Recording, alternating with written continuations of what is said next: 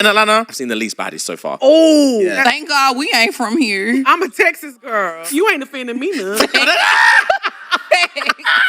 You see, they ain't say Houston. We've still got a couple of days. Maybe we'll find out. But yeah, Yeah. I've seen like 2 or 3.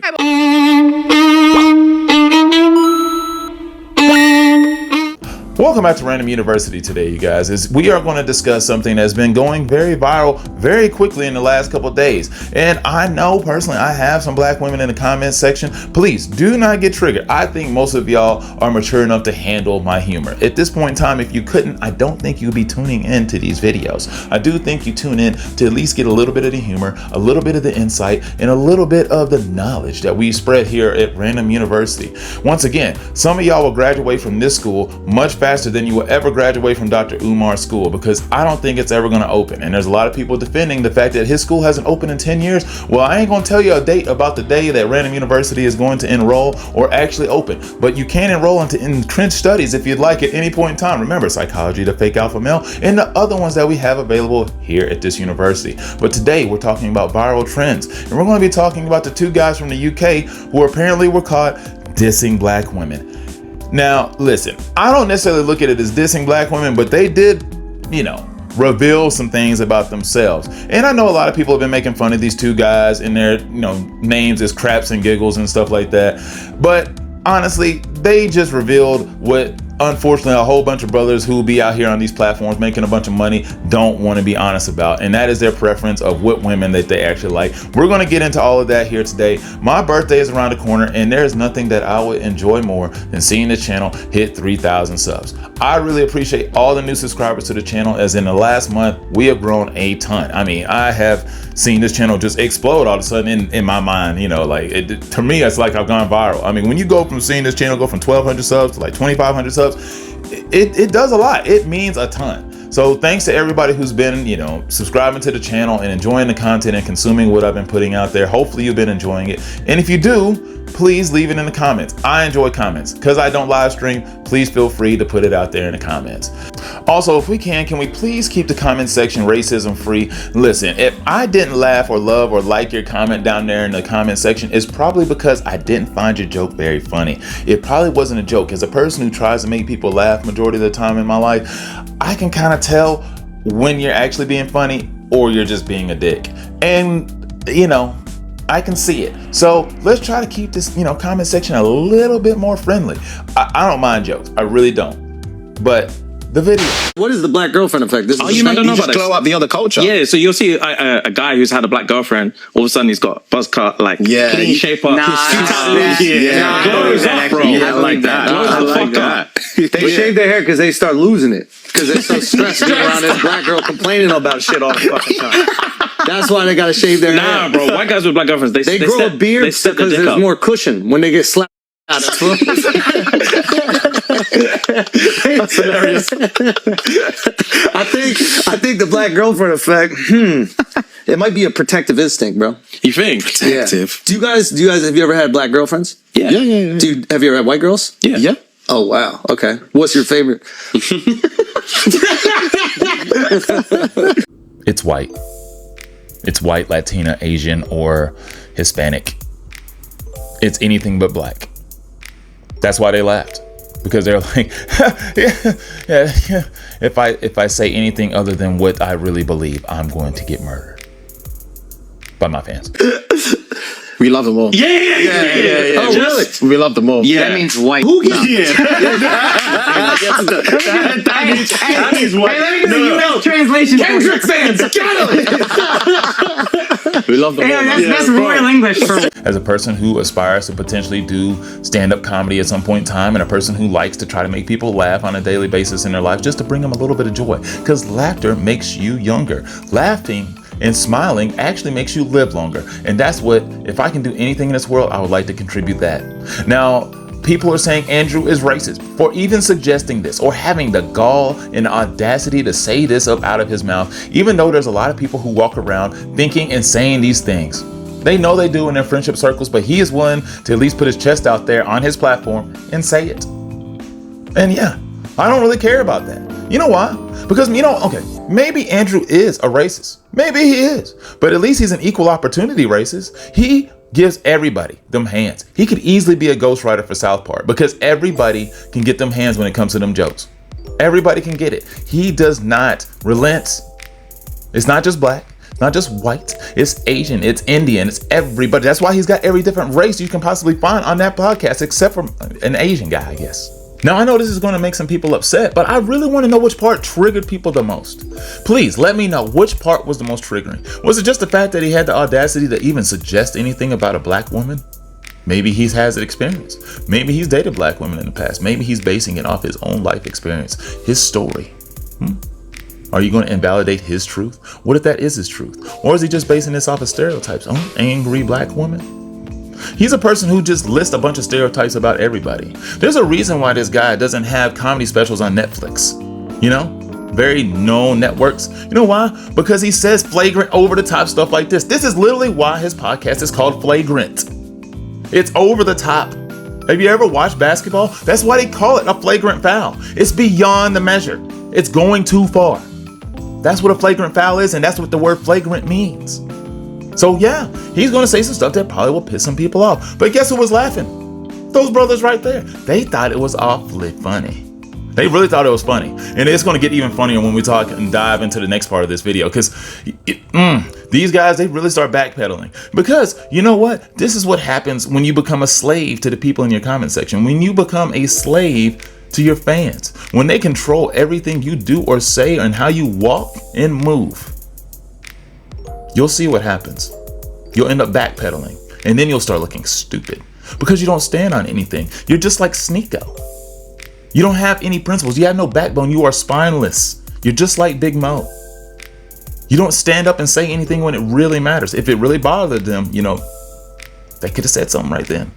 Why didn't they? Now, to put that slave comment into perspective before people take it out of context and just run off and say whatever they want or get overly triggered about it, not saying it's necessarily you who's watching this video, but there's always those people who drop in for whatever reason to just be pissed off. And I just, I shouldn't even really be addressing them. But the point being is, if you say something and you really believe it, stand on it. That's why I don't like these people. I don't like guys like this. I don't like guys like Sneeko. At least, look, as much as I bash Myron from Fresh and Fit, at least he stands on his racism. You know, I'm a person like, if you are something, show it, believe it, and that's who you are. At least that way I know what person I'm getting. I'm not getting somebody that I can't trust. I'm not getting somebody that is a chameleon. Somebody you really got to worry if they're going to stab you in the back. I already know someone like Myron would stab you in the back because he's already proven to be that kind of person. Now, if you're on his inner circle, he probably ain't going to do that. But outside of that, can't trust him. Don't like him. You know what I'm saying? Like, but at least I know that's the person he is because he's shown that and he's been very consistent with the person he is. But these people who flip-flop back and forth and they don't really stand on anything, you can't trust these individuals. These guys are absolutely spineless. They are gutless people. They have no souls, really. I mean, yeah, you might have a soul, but what I'm saying is there's no purpose. There's no substance to these individuals. They suck. There's nothing good there. You can't rely on these people for anything because they're going to flip-flop and change on you last minute. Like, these people cannot be trusted. That's why with their apology, can't trust the apology because you don't know what's genuine with these guys. You don't know what's ever genuine with these people. Like, if you don't like black women, just say it. Be honest. Now, yeah, you might alienate most of your fan base, but that is because you're continuing to grift. You understand that is the people who's making your money.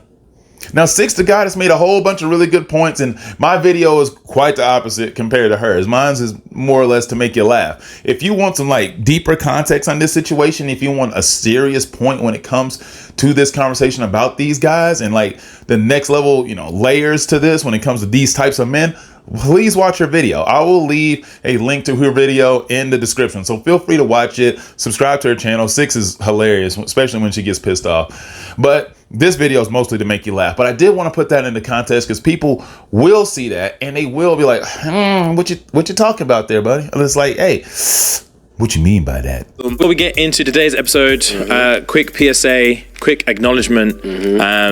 So if you know, you know. If you don't, that's fine. But we just wanted to address something that's happening at the minute. This past weekend, there's been a couple of clips going around from when we did a session on the Flagrant podcast while we were on our US tour. And there were a few jokes made that were incredibly inappropriate. I saw the way they were laughing. It didn't seem like it was inappropriate at that time. Because they're so stressed getting around this black girl complaining about shit all the fucking time. That's why they gotta shit. One specifically pertaining to black women. Yep. And I don't know why, but I just had this thought when I was thinking about Dr. Elam back from that Pop the Balloon episode that I reviewed a while back, talking about how nobody calls any woman queen and actually means it with sincerity. These are the brothers that I actually believe would call a black woman queen and not mean it worth a damn. in the clip, Andrew was making a joke. I'm not even going to get into specifics. Making a frankly racist joke. Yeah. Nigga! I beg your pardon?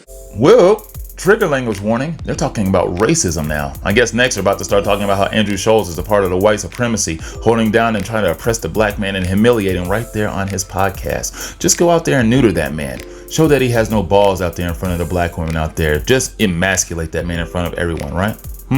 Must be the mustache, because I'm telling you, having mustaches like that, especially the one that Andrew Schulz has, those kind of mustaches, they reek of monkey jokes. We were laughing at it. And to give, there's first of all, before we get into like specifics or anything like that, obviously there's just literally no excuse. There is no excuse. Agreed. And no excuse. You're acting like you actually committed a real hate crime. I'm still trying to figure out what the hell y'all are actually apologizing about. What's the big deal? You laughed. It was genuine. We saw it. Because they're so stressed getting around this black girl complaining about shit all the fucking time. That's why they gotta shit. Yes, y'all hee-hawed right there on the platform. I mean, y'all, dude, you bent over. Like, your head almost touched your ankles. You laughed so hard. These guys look like they're holding a press conference like they're a Catholic priest who got caught smashing some little boys. Or they're a pastor who stole the money from the congregation. Or got caught cheating on his wife, smashing some man cheeks off in the confession box. Fight or flight is a real thing. Like, it is, yeah. Fight or flight is a real thing, and it's so not easy to say, but when you're in those situations, you look at it through a lens of like, bro, if it was me, I promise you I'll stand up, I'll kick them cameras down, I would smack homeboy in the face, I would say this, I'll do that. Fight or flight. Fight or flight. That is literally the definition of what you would do if your life was on the line. Would you fight, start swinging punches, or would you run? It didn't look like you were in any danger on that podcast. Andrew Schulz, a bunch of other comedians, Hakash, are they threatening your life? Help me understand. Danger? Nothing about your body language looked like you had the Arthur fist going on. You didn't look like you were swelling up your chest and didn't look like you were, eyes were watering, like you were pissed off about anything. You looked like you were extremely happy. You laughed. I think you gained a couple years back on your life. But when you're in there, you're in shock. You're in shock, and all you want to do is move on. Yeah, bro, move on is the word, bro. All you want to do is fucking move on. Just move on to the next thing. Just move on to the next thing. There's so and we had to say a few times, bro, just move on. Just move on. So you're a pussy. Y'all talking about shock. Where was the trauma? Were those dudes in there threatening y'all with 2-foot-long glass dildos or something? Were they going to take your cheeks? Stretch your hole like you were Octomom or something like that? Because if that was the case, I can get it. I see it. But that didn't look like what was going on.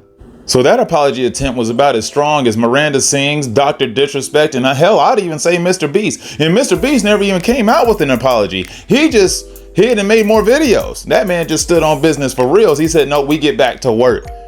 But instead, y'all decided y'all were going to blame, deflect, put everything on Andrew Schulz. I mean, dang, that was pretty sad.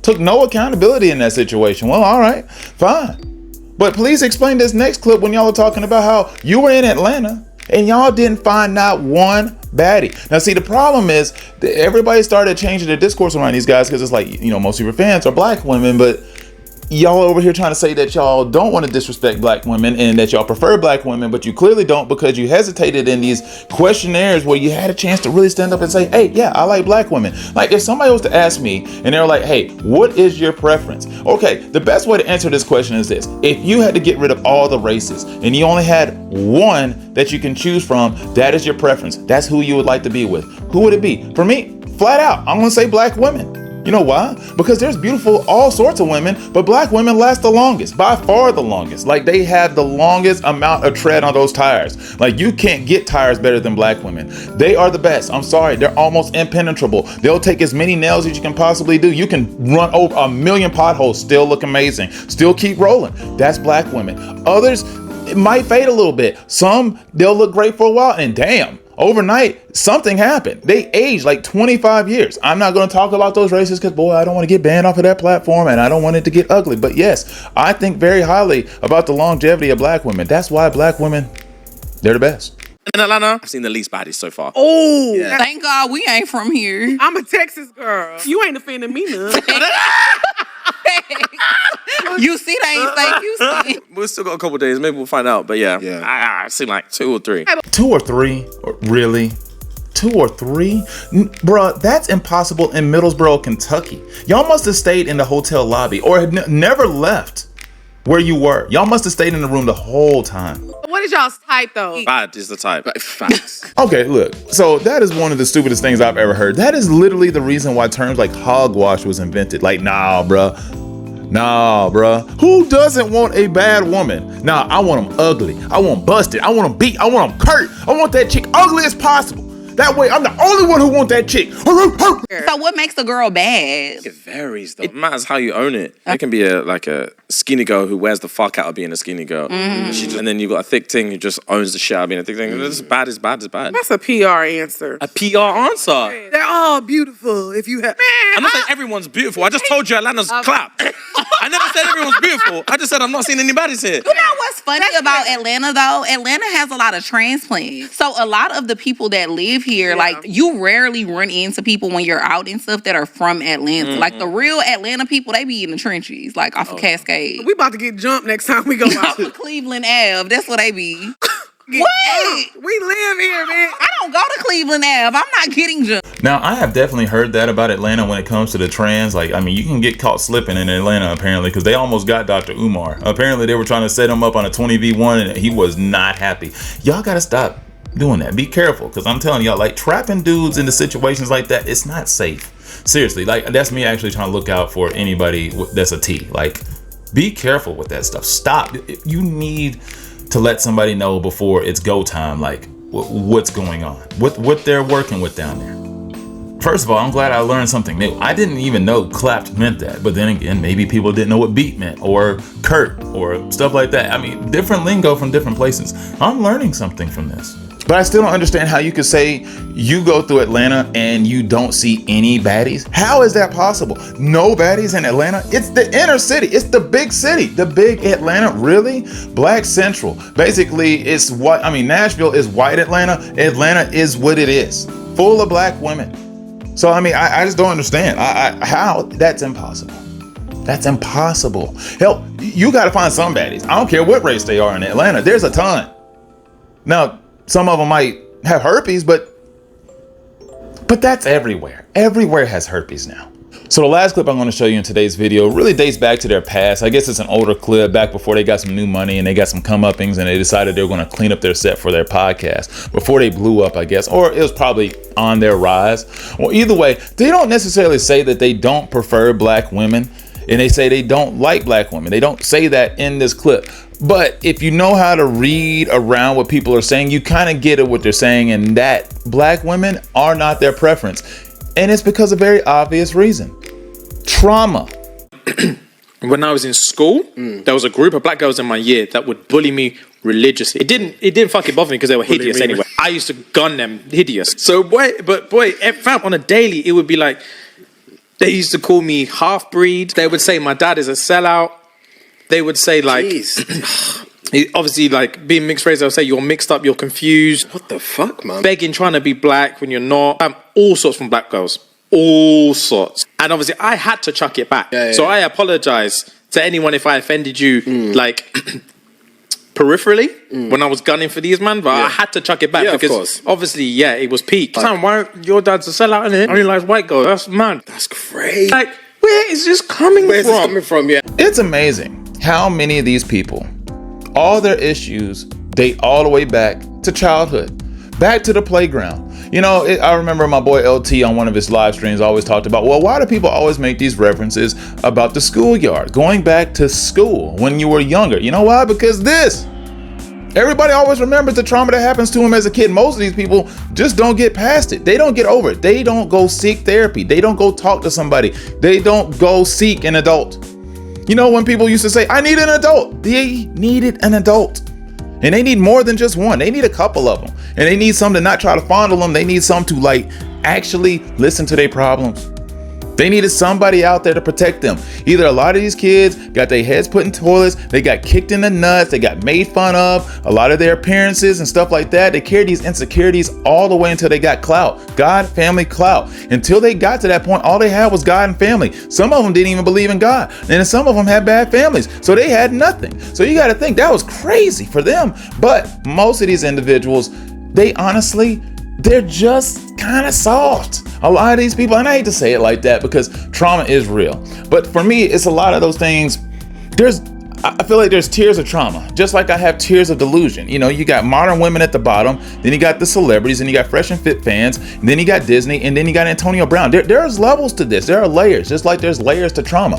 There's difference between being touched and fondled and molested by adults as a child, and then there's a difference between that and being picked on the playground. I mean, yo, if you can't get over that, like I remember I was running back to the door one time after recess was over. I remember I had a smile as big as the sun running back, just like, man, what a great day at recess. And on my way back, this chick pushed the hell out of me for no reason. My head bangs against one of these metal bars. Just, you could hear the ding from a mile away. Just like I had just slung one out of the ballpark with a Louisville Slugger. It was loud. The metal it sounded like my head was made of metal, like I was the Terminator. That's how loud it was.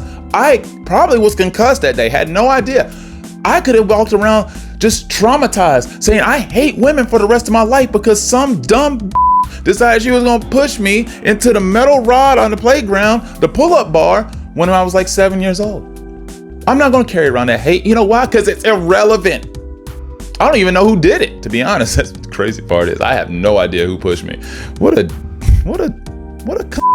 Well, anyway, I really didn't want to take up a lot of your time today. I know I mentioned that in a lot of videos, and this one probably drug out a little bit longer than I was expecting to or wanted to. I fail every time I say I don't want to drag out the videos, but it happens. Either way, I hope you enjoyed the content. Please like, share, and subscribe. Goal is 3K. Hopefully I can get there by my birthday. Unlikely, not going to happen. It'd be nice to get there by the end of the year. I want to be up there. One day, let's get to that 10 I keep talking about that I've been talking about since like February. But either way, I want y'all to have a good day, and I will see you soon.